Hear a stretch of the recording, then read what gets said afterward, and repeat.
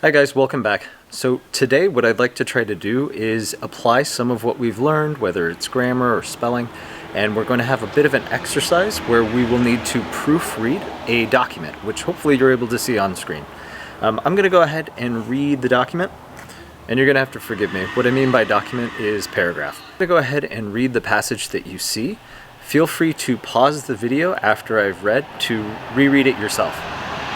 I'm going to do my best to read this while attempting eye contact. My name is Jay Hammond. I am a firefighter. I live in 128 Pine Lane in Jackson, Mississippi. I have two childs. One is a girl named Claire.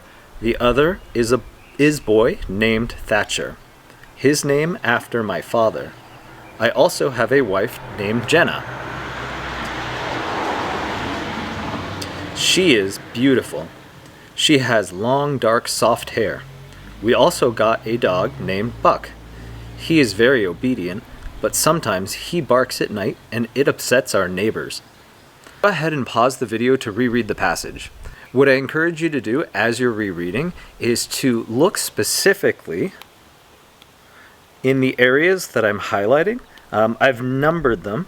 And what I'm trying to do is make it clear that there exists in those locations, or in that sentence, an error of some kind. It could be spelling, it could be grammar, but it's your job to figure out what the error is and to write down or correct it in some way.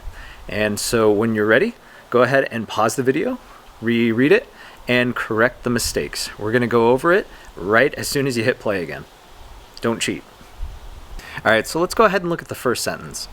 My name is Jay Hammond. I am a firefighter.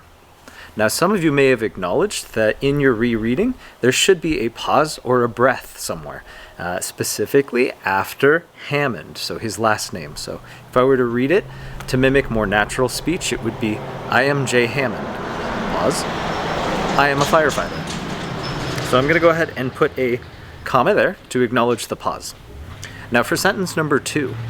I live in 128 Pine Lane in Jackson, Mississippi. So some of you may have noticed that the preposition I used, in, shouldn't be in. Instead, it should be at. Let's see how you do for number 3. I have two childs. Now, some of you may have noticed the word child sounds a little funny. That's because it does. You wouldn't actually make child a plural by adding s to it. It's irregular. So I actually have to change the spelling itself to children. So instead of, and I'll just draw an arrow to give myself some space, is children. That would be the plural of child. All right, continuing. One is a girl named Claire.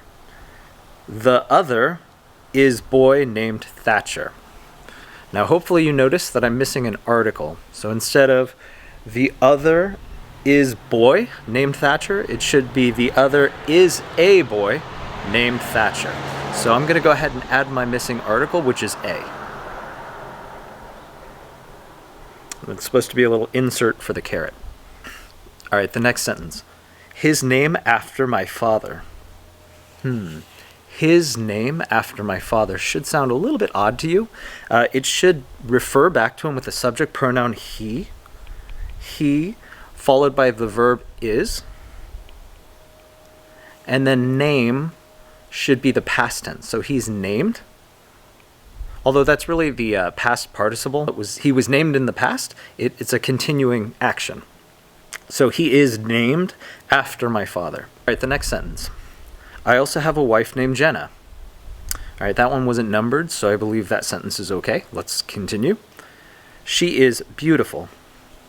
Now, hopefully you know that for beautiful to be spelled correctly, it would be spelled B-E-A-U-T-I-F-U-L. I wonder how many of you got that. All right, continuing.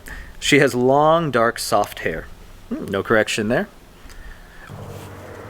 So you're going to have to forgive the strange cut in editing. My camera was being a little bit funny and it shut off in the middle of recording. We stopped at beautiful. We had corrected the sentence for beautiful, or rather the spelling of beautiful. And I'm going to continue where I have, she has long, dark, soft hair. No correction there. We also got a dog named Buck. Now I underline the word got because as the verb in this sentence, it's the incorrect tense. So we also got, or we also, in this case, have. So I'm going to change that to have a dog named Buck. So have is going to be the present progressive because it is still going. So have in this case would be the correct form of the verb to use in this case.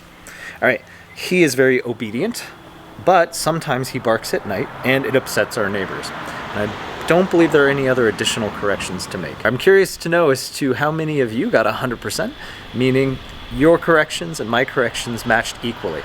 Other than that, if you didn't quite get all of them, that's okay. We're going to continue practicing. We're going to continue learning. All about growing. All right, guys. Thank you again. Bye.